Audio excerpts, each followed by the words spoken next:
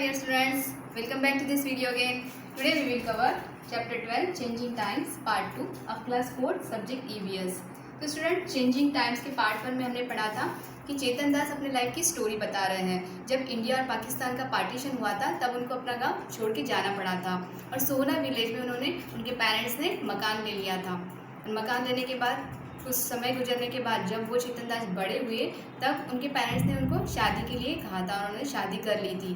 तो शादी के बाद उनके लाइफ में क्या चेंजेस आए वो आज हम पार्ट 2 में पढ़ेंगे। More changes. Student open your page number 100।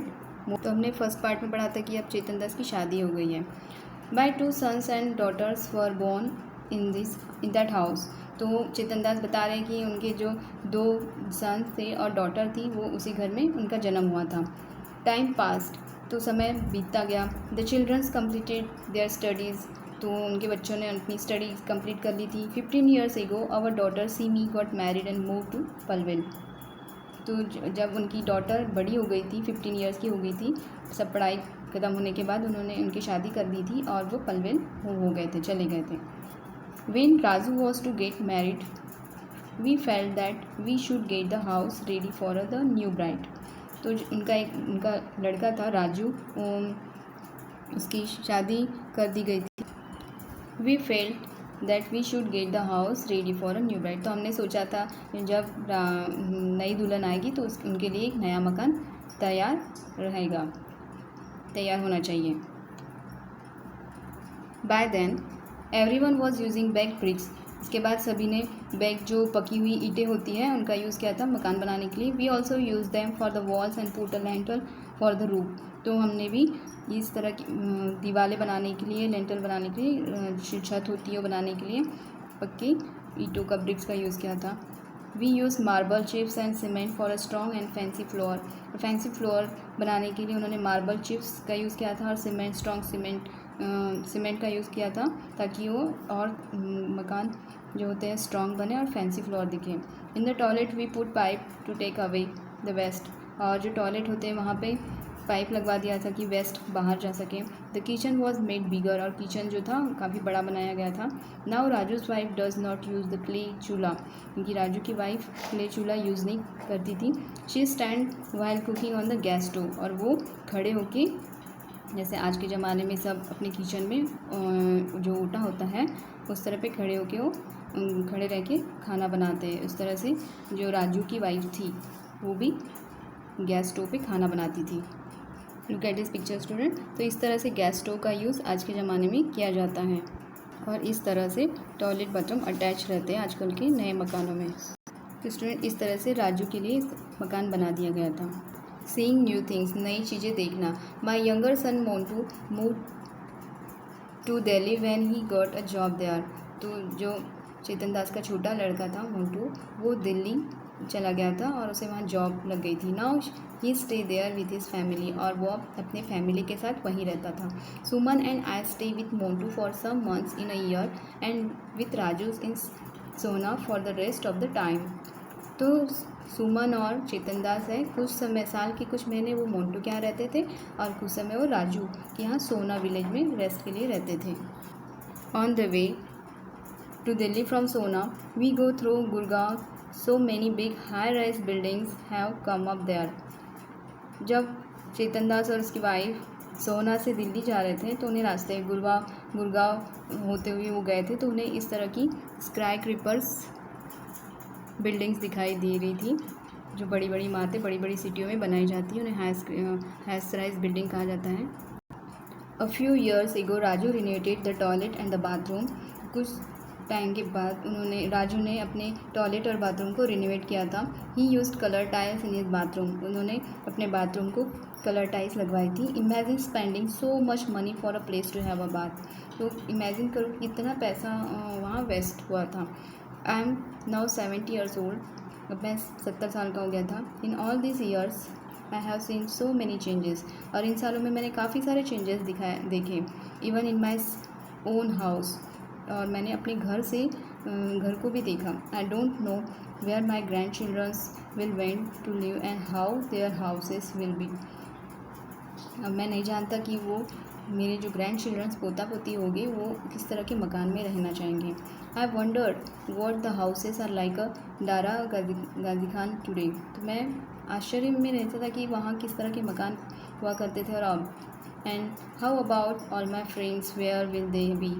और मैं सोचता हूँ कि मेरे फ्रेंड्स किस तरह के होंगे, कहाँ होंगे। चेतन दास जब छोटा था तो इस तरह के हाउसेस हुआ करते थे और आज चेतन दास 70 ईयर्स के हुए तो उन्हें हाउसेस इस तरह के दिखाई दे रहे थे। हाई स्क्रीपर बिल्डिंग दिखाई दे रही थी। Again some question here students, what material have been used in making your house. आपके मकान बनाने के लिए किस तरह के मटेरियल यहाँ यूज़ किए गए थे। तो right now bricks, cement, sand, wood, stone, iron, clay, water can which have been used in making my house. इस तरह से आप लिख सकते हैं। Next question, find out the material from which your friends house is made. Is there any difference, write about it.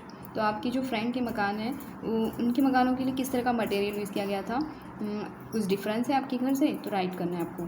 तो आप लिख सकते हैं the houses of my friends are also made with cement, sand, brick and iron road.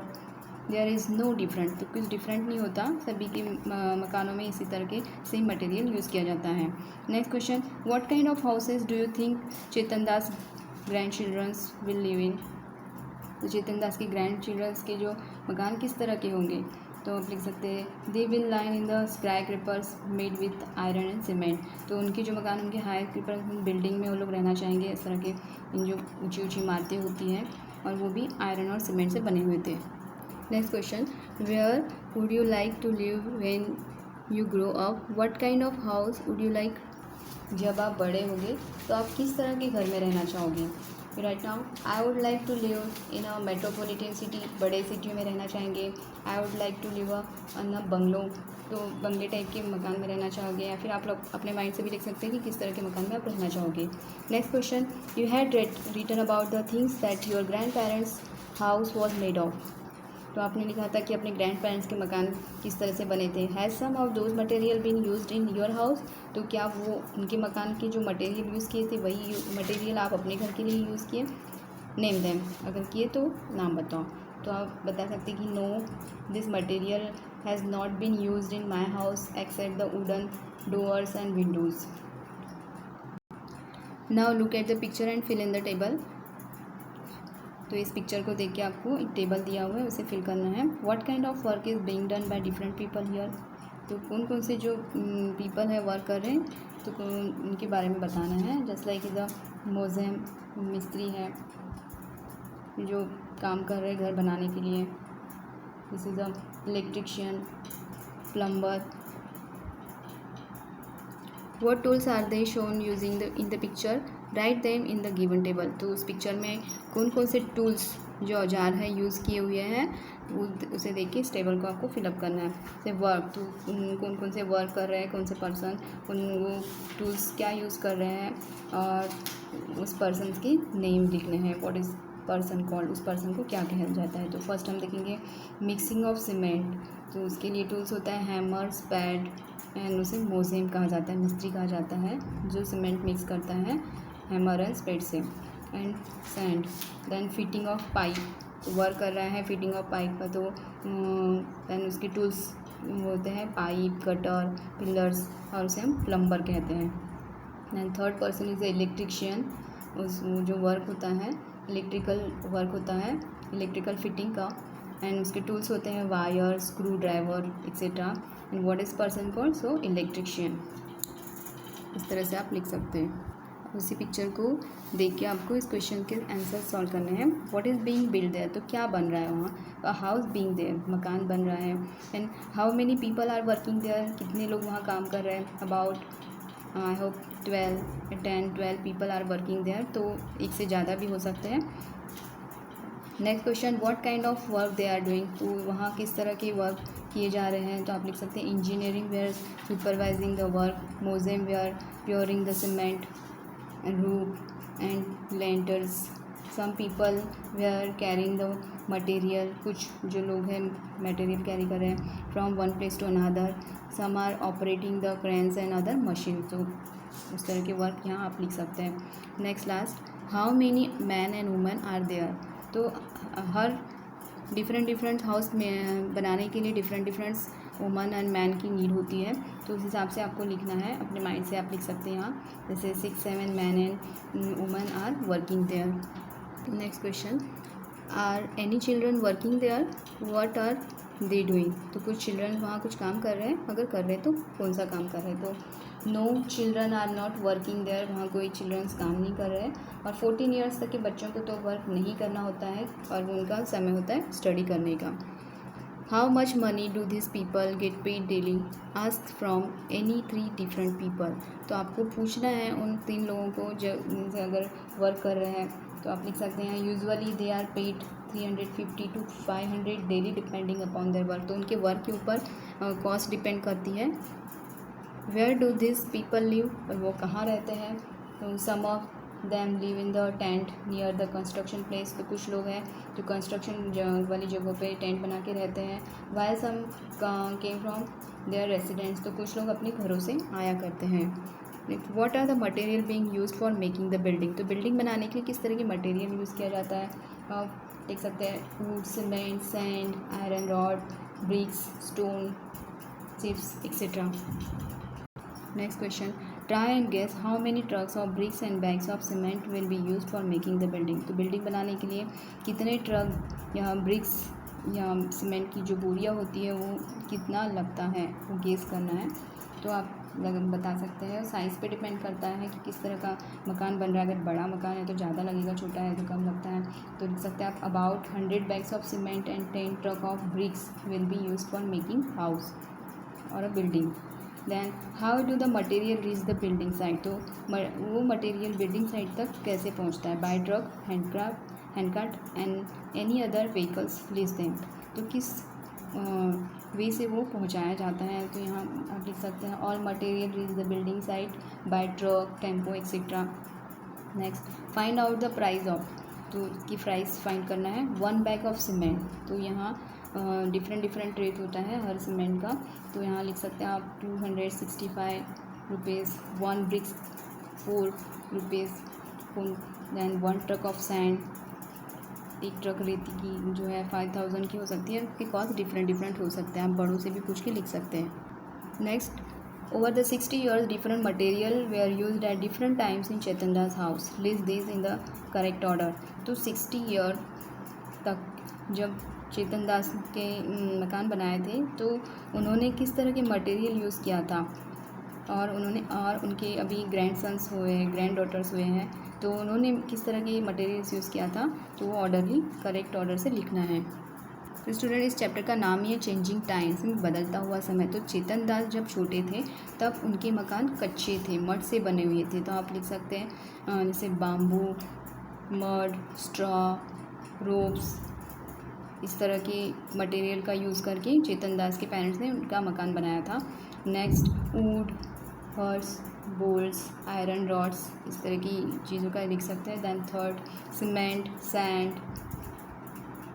Would etcetera. Than fourth, cement, plastic pipe, marbles, iron rod, इस तरह के materials हैं लिख सकते हैं। जैसे पहले कच्चे मकान होते थे और कच्चे रास्ते हुआ करते थे। अब जैसे जैसे समय चेंज होते गया, टाइम बदलते गया, उस तरह से मकान भी पक्के होते गए, स्ट्रॉन्ग बनते गए और रास्ते भी पक्के बनते गए।